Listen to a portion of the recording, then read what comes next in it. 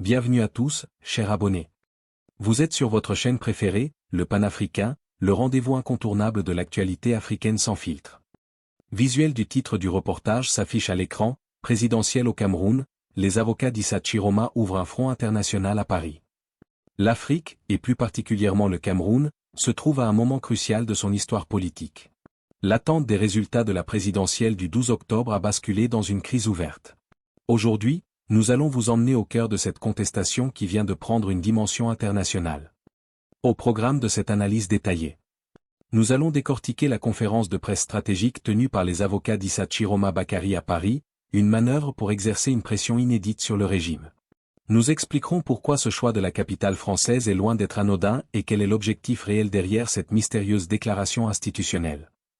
Enfin, nous évaluerons la portée de cette internationalisation sur la légitimité du processus électoral camerounais. Accrochez-vous, car les enjeux sont majeurs. Changement de ton, plus amical.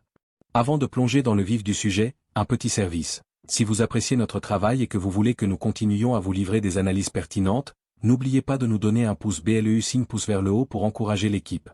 Et pour ne rien manquer de nos prochaines enquêtes et rester scotché des mises à jour, abonnez-vous et activez la cloche de notification. C'est prêt. Commençons sans plus tarder.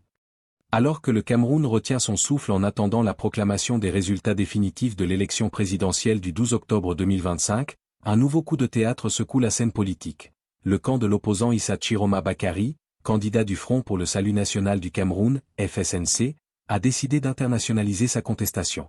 C'est dans la capitale française, à Paris, que ses avocats tiendront ce mercredi 22 octobre 2025 une conférence de presse stratégique, marquant une escalade dans la crise post-électorale qui oppose le candidat à l'actuel président, Paul Biya. Et au cœur de la capitale française, une déclaration aux enjeux majeurs. La nouvelle, diffusée via un communiqué daté du 21 octobre 2025, est à la fois concise et lourde de sens. Le rendez-vous est fixé à ce mercredi 22 octobre 2025, de 17h à 19h, dans le prestigieux salon Hoche, niché dans le 8e arrondissement de Paris, l'avenue Hoche étant située dans le 8e et non le 9e, information précisée pour une exactitude journalistique.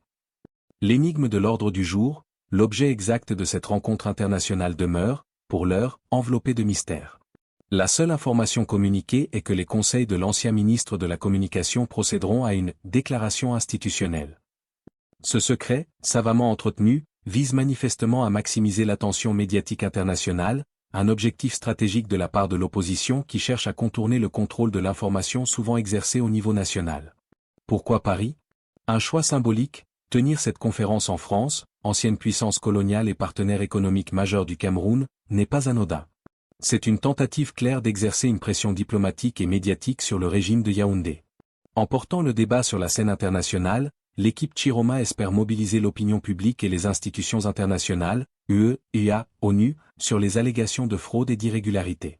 2. Le contexte brûlant, contestation et clameur de victoire. Cette offensive médiatique se déroule dans un climat politique camerounais extrêmement tendu, près de 10 jours après le scrutin. L'attente des résultats officiels, selon la loi camerounaise, le Conseil constitutionnel dispose d'un délai pour proclamer les résultats définitifs. Cette attente, source de toutes les spéculations et rumeurs, est un terreau fertile pour la contestation. La revendication audacieuse d'Issa Chiroma, le candidat du FSNC a pris tout le monde de court en se proclamant vainqueur du scrutin, avant même toute annonce officielle. Il fonde cette affirmation sur la publication, notamment sur la toile et les réseaux sociaux, de procès-verbaux, PV, issus des bureaux de vote. Exemple concret, vie actuelle. De tels PV non officiels, partagés massivement sur des plateformes comme Facebook, Twitter X ou WhatsApp, deviennent un outil de mobilisation de la base. Ils servent à la fois de preuve des résultats selon l'opposition et de catalyseur pour dénoncer une tentative de vol de la victoire. Cela rappelle les tensions post-électorales de 2018, où des allégations similaires avaient été soulevées, témoignant d'une défiance chronique envers les institutions électorales nationales. Le face-à-face avec Paul Biya, en revendiquant sa victoire, Issa Chiroma défie ouvertement le candidat sortant, Paul Biya, au pouvoir depuis plus de 4 décennies. Ce duel post-électoral met en lumière la fragilité de la transition politique dans le pays et le désir de changement exprimé par une partie significative de la population, notamment la jeunesse.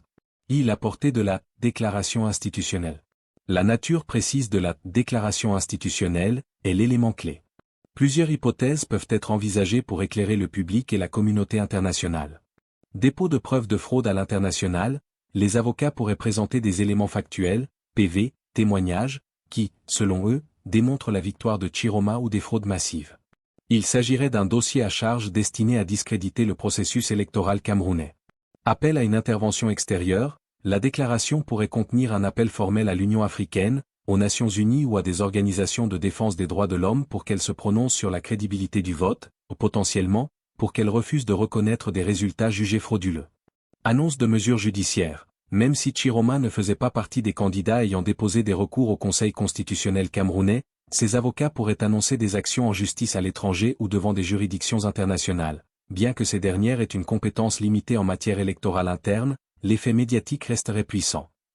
Zoom sur la vie actuelle, la lutte pour l'élection au Cameroun dépasse largement le simple cadre des urnes. C'est une bataille de communication et de légitimité. En s'adressant au monde depuis Paris, le camp Chiroma cherche à court-circuiter le récit officiel et à obtenir une reconnaissance internationale informelle avant que le Conseil constitutionnel ne scelle le verdict. Conclusion, un pouvoir dans la balance. L'événement de Paris s'inscrit comme un moment crucial de cette période d'incertitude et de haute tension. En ouvrant ce front international, Issa Chiroma et le FSNC poussent la crise au-delà des frontières nationales. L'enjeu n'est plus seulement de savoir qui a gagné le 12 octobre, mais surtout de déterminer qui aura la légitimité pour gouverner dans un pays déjà confronté à de multiples défis sécuritaires, crise anglophone, Boko Haram, et socio-économique.